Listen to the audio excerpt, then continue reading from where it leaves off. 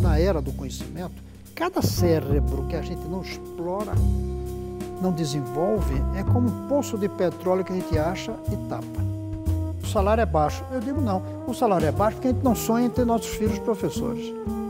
O que falta para a educação virar prioridade no Brasil ou por que ainda não virou? A gente precisa parar com esse negócio de querer melhorar a educação apenas. A gente tem que querer dar um salto daqui para aqui. Mas a gente faz isso e fica comemorando. Mentira!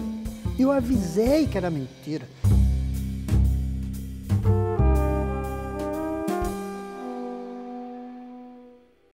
Senador, o Plano Nacional de Educação estabelece 20 metas para o setor para serem cumpridas em 10 anos, de 2014 a 2024. Mas agora, 3 anos depois da implementação do PNE, percebeu-se que apenas 20% dessas metas foram cumpridas. Esse atraso já era esperado? Como fazer para implementar o PNE de fato? Claro que era esperado. Não esqueça que esse é o segundo PNE. Teve o primeiro na época de Fernando Henrique Cardoso. 10 anos. Deu resultado? Aí você diz, melhorou? Melhorou mesmo sem o plano. Mas não deu o salto que o plano deveria trazer. Essa melhora que houve, essas metas que foram cumpridas, elas seriam mesmo sem o plano. Desde o começo eu disse, esse plano é para inglês ver. Porque não diz como. Que adianta dizer metas sem dizer como fazer? O único como realmente que está ali é gastar 10% do PIB em educação. E eu não me envolvi nisso, porque eu pergunto, por que 10 e não 12 ou 8? Eu não começo pelo dinheiro. Segundo, o que é o PIB? O PIB é uma metáfora. Não existe um lugar onde esteja o PIB. Existe um lugar onde está sua conta bancária. Aí o imposto sobre você daria dinheiro. Existe um lugar onde está o dinheiro do governo. Aí prioridades mudariam. Existe um lugar onde está o dinheiro das empresas. Aí o imposto sobre as empresas. Como quem fez o plano não quis comprar briga, aí diz, vamos botar no PIB, porque ninguém é dono do PIB. PIB não existe. PIB é uma soma de tudo. Não existe. Não tem um lugar onde o PIB esteja guardado. Então, o único como fazer mesmo foi dizer 10% do PIB, sem dizer por que 10% e sem dizer onde ia buscar esse dinheiro. Por isso, não me surpreende que só 20% tenha sido cumprido. E eu não tenho otimismo sobre o resultado final depois do plano concluído.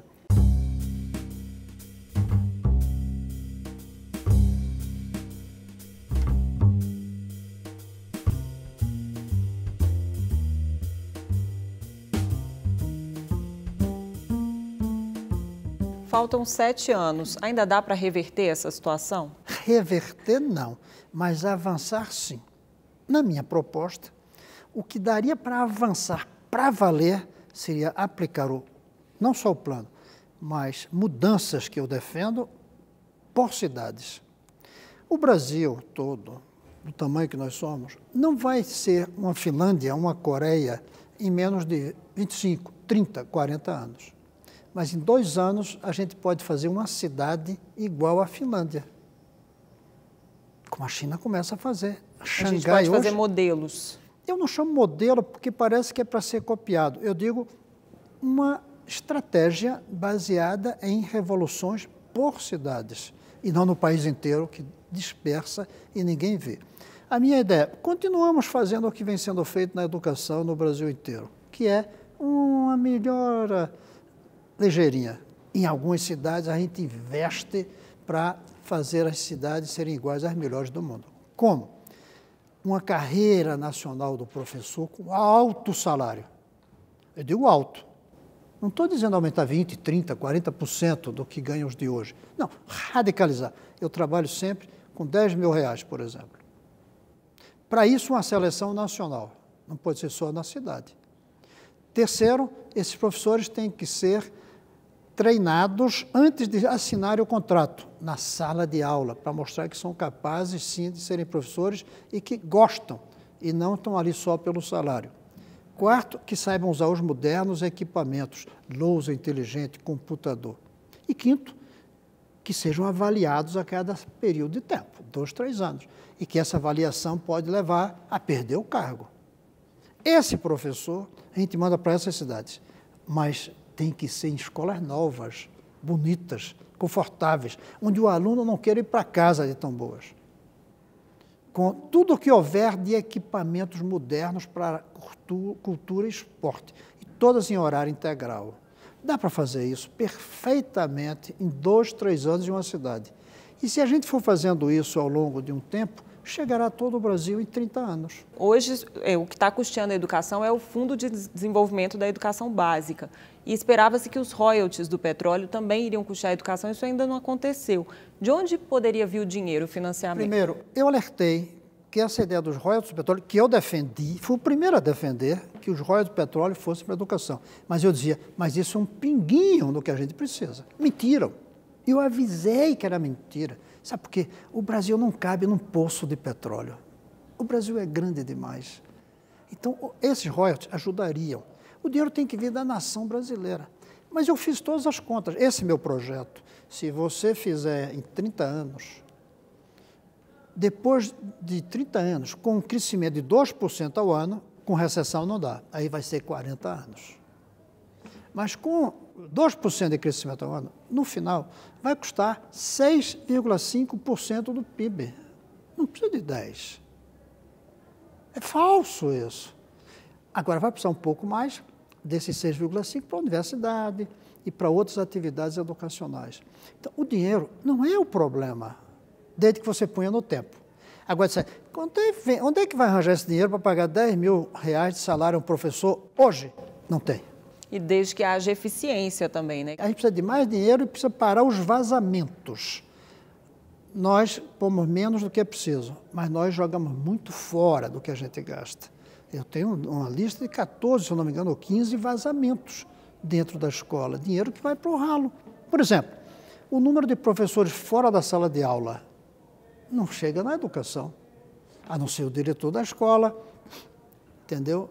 Mas e os que estão a serviço de deputados, de senadores, de deputados estaduais, ou que estão de licença porque a escola é tão ruim que eles ficam doentes? Então, o problema não é o dinheiro, o problema é você saber fazer e definir quanto tempo vai levar. Tudo que você quer, você pode, desde que você defina o tempo. Dentro do Plano Nacional de Educação, a preocupação ainda está muito centrada no acesso, na universalização do que na qualidade? Eu não sei onde é que o plano realmente teve como foco. Eu não vi foco no plano. Eu quero dizer que a primeira convocação da conferência para elaborar o plano foi no meu ministério, em 2003. O ministro que veio depois de mim cancelou, do Partido dos Trabalhadores, que falava tanto em assembleias, em reuniões, cancelou. Levou mais 2 anos. Mas foi feita de uma maneira em que as pessoas pensavam mais para dentro do que para fora. Pensavam mais na educação do que no Brasil. Pensavam mais no professor do que no aluno. Não foi um plano de educação, foi um plano muito baseado em organizações boas que defendem a educação, mas que pensam corporativamente, e representantes de corporações. Não houve, por exemplo, na Irlanda, uma reunião de políticos, empresários e líderes sindicais para discutir o que fazer com o dinheiro no país, na Irlanda. Não era pensando em educação primeiro, era pensando no Brasil. Aí disseram, vamos botar todo o dinheiro que a gente conseguir em educação. Muda governo e continua a educação. Fizeram. Era uma educação péssima, hoje é uma das melhores do mundo. Uma vez eu fui à Irlanda e quis ir ao lugar onde houve essa reunião. E o embaixador do Brasil me disse, não vai dar tempo, é muito longe. Eu disse, como longe? Isso é um país pequeno, senão as estradas são muito ruins. Eu aí disse, como é que um país que hoje tem educação boa tem estrada ruim? Ele olhou para mim e disse, é por isso. Eles gastaram o dinheiro todo em educação. Agora vão fazer as estradas. Então foi um pacote nacional, um projeto nacional. Aqui, o Plano Nacional de Educação foi feito pela turma da educação, como eu, embora eu não tenha participado. A turma da educação não vai fazer a revolução educacional, é preciso a turma do Brasil.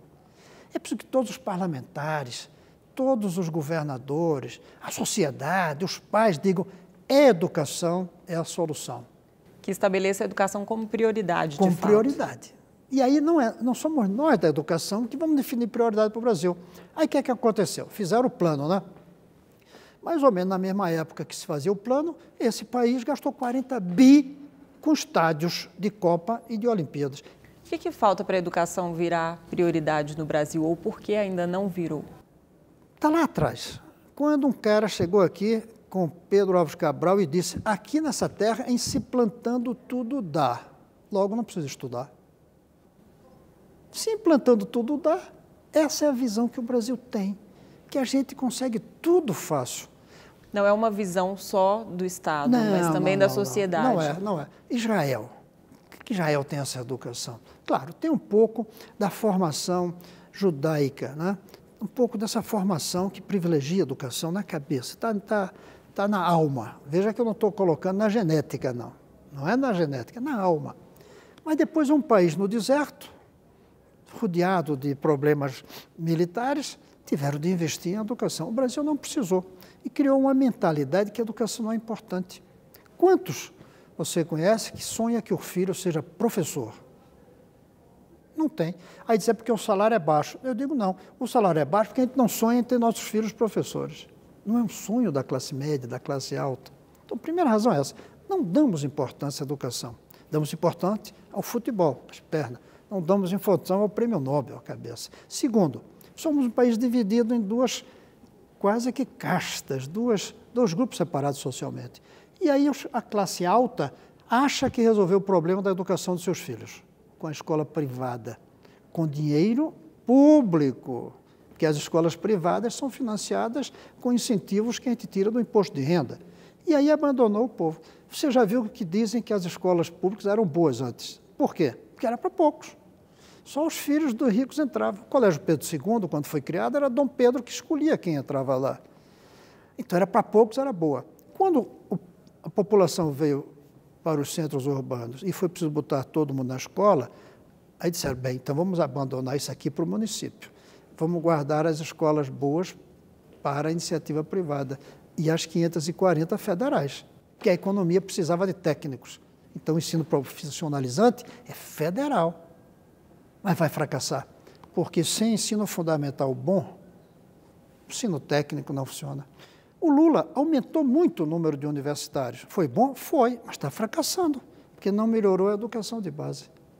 Nós aumentamos muitas vezes o número de alunos na universidade, sem aumentar o número dos alunos que terminam o ensino médio com qualidade. Aumentou o número de alunos que terminam o ensino médio, mas sem qualidade. Aí as universidades estão fracassando todas. Os alunos abandonam antes de terminar o curso, ou terminam cursos que não dá para chamar de universitários. Então, o Brasil tem essas duas razões. Uma razão inicial de não dar importância à educação, que talvez venha da riqueza, que temos natural. E o outro que somos divididos e a gente só quer resolver o que é dos de cima. Aí não é só educação, é transporte, é segurança, é saúde. A gente vai resolvendo os de cima e abandonou os de baixo. Só que na era do conhecimento, cada cérebro que a gente não explora, não desenvolve, é como um poço de petróleo que a gente acha e tapa.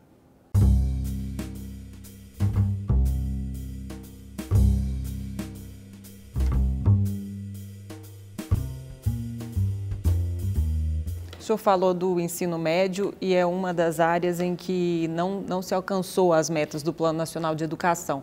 A reforma que foi feita no ensino médio, o senhor acha que é capaz de melhorar a qualidade, de melhorar o acesso dos jovens ao ensino médio? Melhorar é, mas dar o salto não. A gente precisa parar com esse negócio de querer melhorar a educação apenas. A gente tem que querer dar um salto daqui para aqui, mas a gente faz isso e fica comemorando. A reforma é boa, eu apoiei.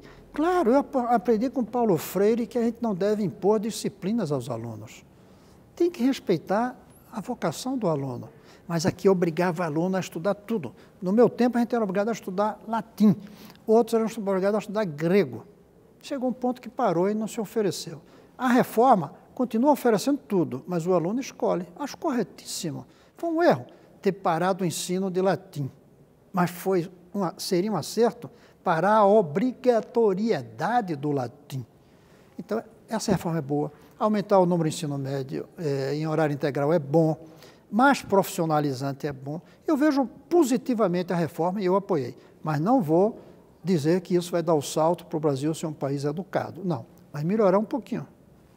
A questão do ensino profissionalizante foi criticada por priorizar o ensino profissionalizante em vez da área de humanidades, por exemplo. O senhor concorda com essas críticas? É um erro fazer essa crítica. Essa crítica foi feita porque essa reforma foi proposta pelo Temer, pelo governo Temer.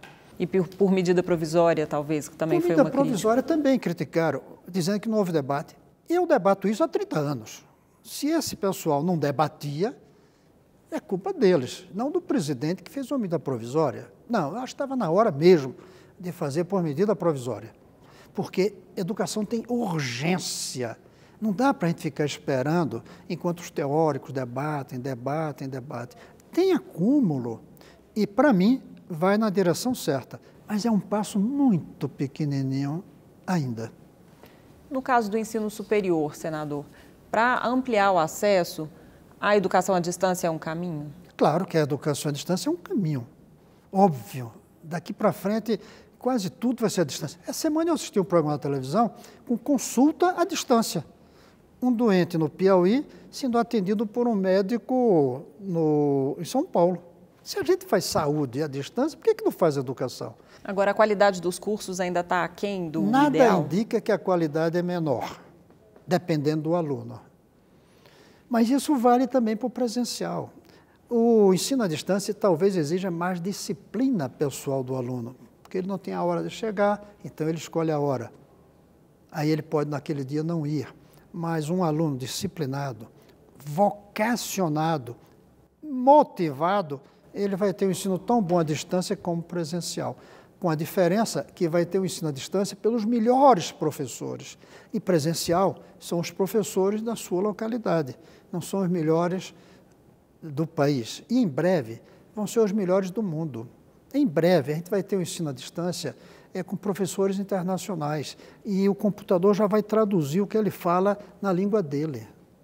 Tem que ir para o futuro. Não tem jeito de parar, mesmo que quisesse. E eu não vejo por que a qualidade cai, a não ser em algumas disciplinas. Tem disciplinas difíceis de que você exigem fazer, prática, que né? exigem prática, que exigem o uso do corpo, não apenas do cérebro. O cérebro, a distância, resolve. Mas, por exemplo, esportes. Você tem que praticar fisicamente. Na área de educação superior, as metas esbarram na questão do financiamento da ciência e tecnologia. Por exemplo, ampliar o número de mestres e doutores no país. E a gente viu que essa área sofreu um corte de 44% no orçamento esse ano. O governo está indo na contramão do Plano Nacional de Educação nesse sentido? Primeiro, o que esbarra realmente é o ensino, a educação de base é ruim. O que atrapalha a universidade hoje não é falta de dinheiro, é a falta de aluno preparado. Tem que entender isso. Mas as universidades querem resolver só por dentro, com mais dinheiro. Não querem resolver na visão geral, sistêmica, como se diz modernamente, de todo o sistema. Sem educação de base boa, não há universidades boas. Pode ter uma, porque você pega os bons do Brasil inteiro e leva para aquela universidade. Ela fica boa, porque somos 200 milhões.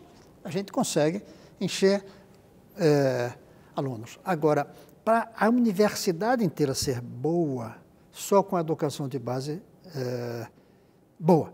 Então, aí é que está o problema. Mas o governo está vivendo um momento, e eu não apoio esse governo, não estou com esse governo, mas eu respeito a realidade. Falta dinheiro no Brasil hoje para tudo.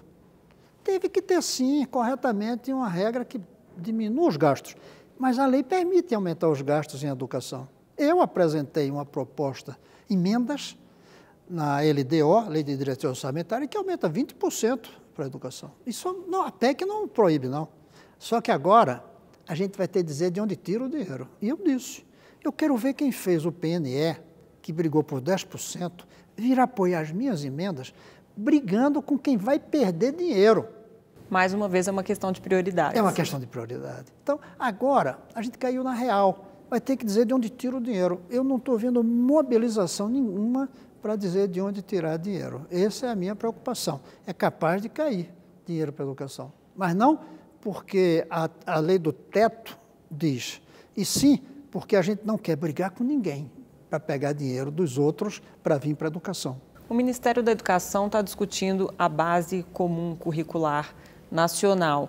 É uma proposta que, para ser implementada, ainda vai levar pelo menos 2 anos em todas as escolas do país e também corre esse risco do Plano Nacional de Educação de ficar só no papel. Como tirar isso do papel e levar para a realidade? Federalizando a educação.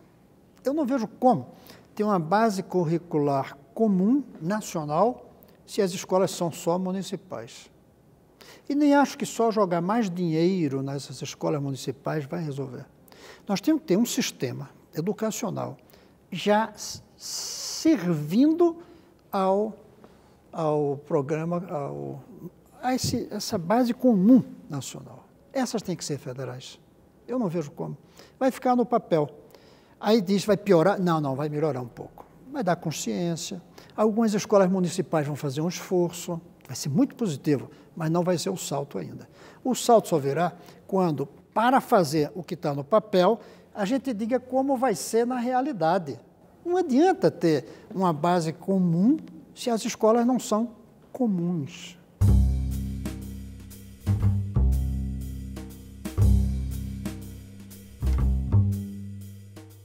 Federalizar não vai na contramão da lógica da gestão de descentralizar os recursos, descentralizar as responsabilidades também? O que vai contra é o nome, federalização. E eu assumo a responsabilidade e não ter inventado outro melhor. Mas a minha palavra federação significa federalização com descentralização gerencial e liberdade pedagógica. Ou seja, o sistema é nacional e cada escola é mantida pelo governo nacional. Mas a gestão da escola é pelos pais, alunos e professores. Aí eu descentralizo mais do que hoje. Hoje quem manda é o prefeito e o secretário de educação. Eu tiro esse pessoal. Quem vai mandar são os professores, radicalmente descentralizados. E na sala de aula, quem manda é o professor. Mas o professor vai ser avaliado. As especificidades locais e regionais dos currículos ficam mantidas? Ficam mantidas. As 504 escolas federais, elas decidem seu currículo. Muitas das escolas militares, que eu acho que são ótimas pedagogicamente, o curso de História diz que teve uma revolução e não um golpe em 64. Ninguém mudou até hoje. E eu, sinceramente, se o professor de História quer dizer assim, deixa os alunos descobrirem que isso não foi verdade, que foi um golpe e não uma revolução. Eu sou contra a gente intervir na sala de aula. A gente avalia, no final, o resultado do professor. Mas ele tem direito de escolher a sua linha pedagógica. E dá para federalizar agora que a gente tem um limite para os gastos públicos? Agora? Não. Mas em 30 anos dá. Agora a gente consegue em algumas cidades. E tentei convencer mesmo o presidente Temer. Tentei convencer demais a Dilma para isso. Fiz uma carta bonitinha para ela explicando como fazer. Tentei o Lula. Quando, em 2005, eu fui visitar uns meninos que apareceram numa foto com ele. Apareceu uma foto no jornal, ele com um grupo de meninos pobres. Eu fui lá visitar esses meninos. E fiz uma carta para ele dizendo, esse aqui da esquerda é fulano, esse aqui é essa. Por enquanto, esse problema trágico que eu vi ao visitar as crianças não é seu, presidente, porque o senhor só tem 1 ano no governo, 2 anos. Mas daqui a 10 é sua culpa. Olha aqui como fazer, presidente. E dei lá uma receita, que pode não ser boa, mas era uma receita, na linha da federalização. Eu esperei 10 anos e fui lá. Nenhum daqueles meninos que aparecem na foto com Lula terminou a 5ª série. Um já foi assassinado. Uma de 6 anos, já cara é pequenininho assim, já tem filho. Também não terminou a 5ª série. A escola é a mesma.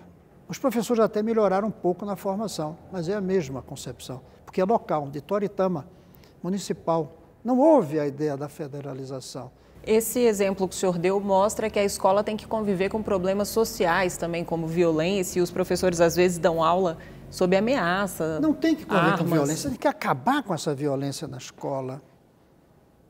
Aí dizem, mas e os problemas sociais dos pais? Aí tem gente que diz, só quando resolver os problemas sociais, só quando não houver desigualdade social, é que as escolas dos pobres serão iguais às escolas dos ricos. É o contrário. Só quando a escola de pobre for igual à escola do rico, que a gente vai resolver os problemas sociais, quando essas crianças crescerem. Eu uma vez li uma entrevista do Raí e perguntaram a ele o que é que mais o impressionou na França, quando ele jogou no Paris Saint-Germain. Ele disse que o que mais impressionou é que os filhos da minha empregada iam na mesma escola que os meus filhos. Eu achei isso tão tão bonito, porque ele primeiro, teve a percepção de que isso era uma coisa diferente do Brasil. E segundo, porque ele viu isso com simpatia. Aqui no Brasil tem gente que veria isso com desgosto. O seu filho e na escola do filho da sua empregada. Tem gente que não quer isso, tem mesmo. Eu acho que a revolução social, ela vem pela revolução educacional. E todas as boas experiências no mundo fizeram assim. Os países nórdicos, a Europa, agora a Coreia do Sul, a Finlândia, que é nórdica também, eles fizeram primeiro a revolução educacional. Na realidade atual, quem são as pessoas que o Brasil está formando para o futuro? Nós não estamos formando gente para o futuro, a não ser uma coisa tão pequenininha que é capaz de muitos estarem indo embora. Porque você não faz um futuro só para você. O futuro depende do ao redor. Nós estamos formando pouquíssima gente para o futuro. E aí adianta pouco. Obrigada, senador, pela entrevista e pela presença ao programa Salão Nobre. Obrigado a você pela chance de falar essas coisas.